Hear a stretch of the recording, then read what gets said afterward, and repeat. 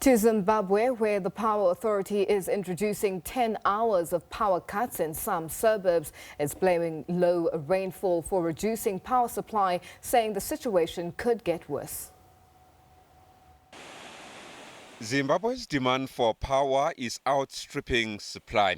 That's according to the country's electricity transmission and distribution company.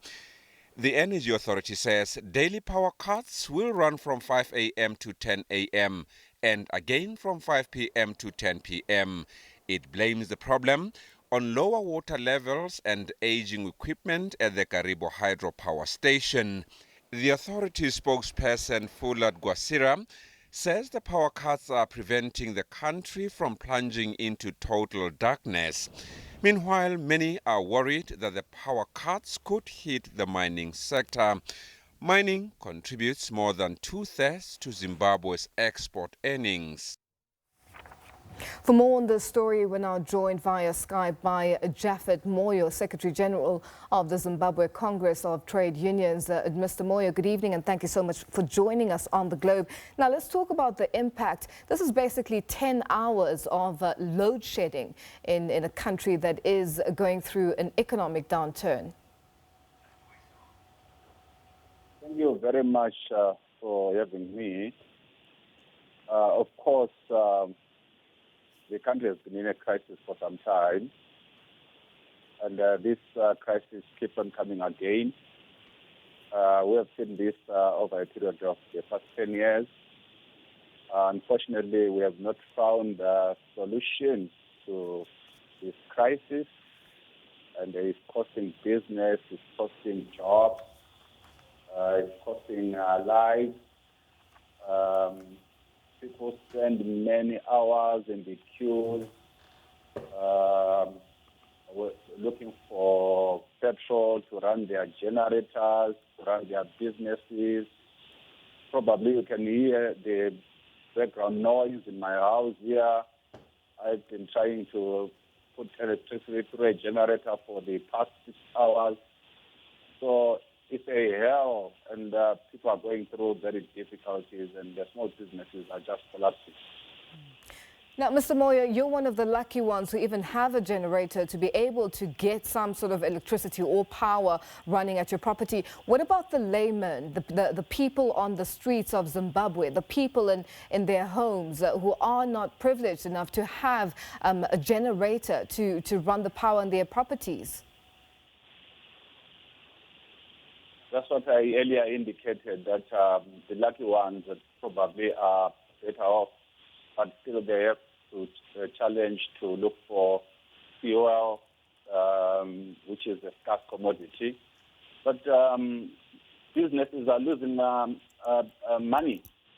Many hours are lost because of people reporting for duty and not doing anything. So it's not good. I don't think that the projection we had in the beginning of the year that we're going to have so much growth in this year, we'll be able to realize that. Unfortunately for trade unions, we are losing membership because a lot of companies now are considering downsizing, and a lot of people currently are on a 0-hour contract. So if you report for duty and there is no electricity, you're not going to be paid for the period. So it's costing a lot of people money, time, and life. And what solutions is the government bringing forward with regards to dealing with this electricity or power crisis?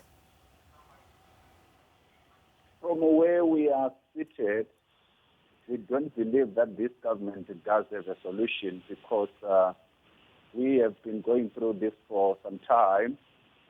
They keep on promising, they give many excuses, foreign currency, the drought, because the water levels have gone down in Kariba. They don't have money to import electricity from Mozambique and other countries. But what we know is there was a time when we were exporting electricity to Namibia. So it will appear like we don't have a solution.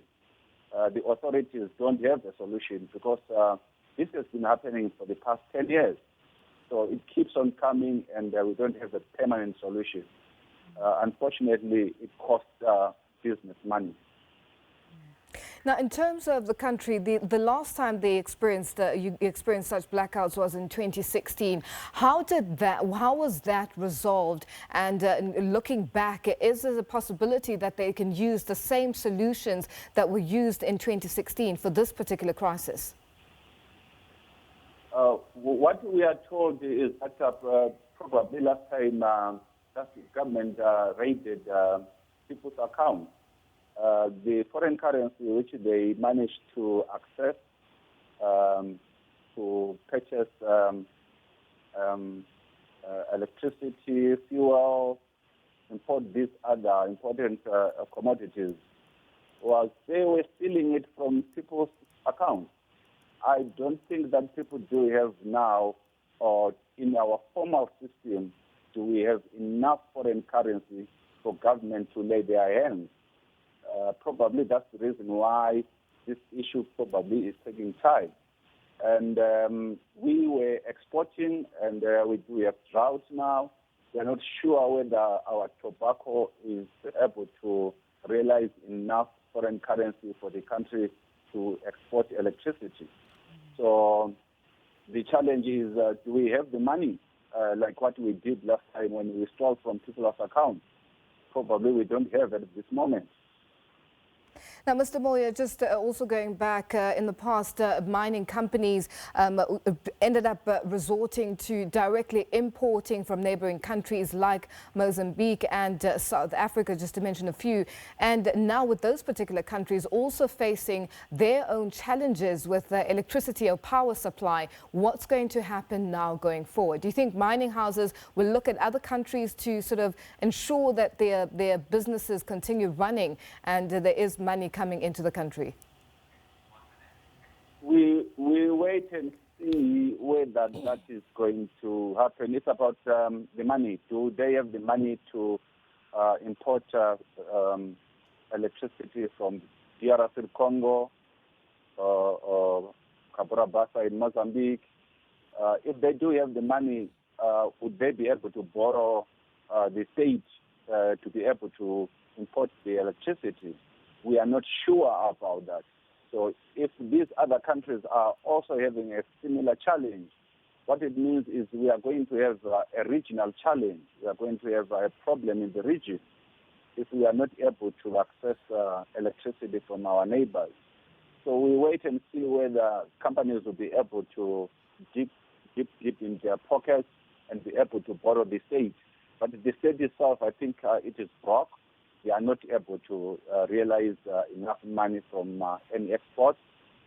Therefore, we'll wait and see what is going to be happening in the coming few days as people sleep in the queues for fuel and people stay in the darkness waiting for electricity. Now, Mr. Moyo, we've seen the Energy and Power Development Minister of Zimbabwe, Joram Gumbo. He was quoted by a local newspaper having said that he would be traveling to Mozambique this week to try and get agreements for electricity supply with the country's power utility, Hydro Cabora Bassa. Have these reports been confirmed? Is this going to take place sometime this week?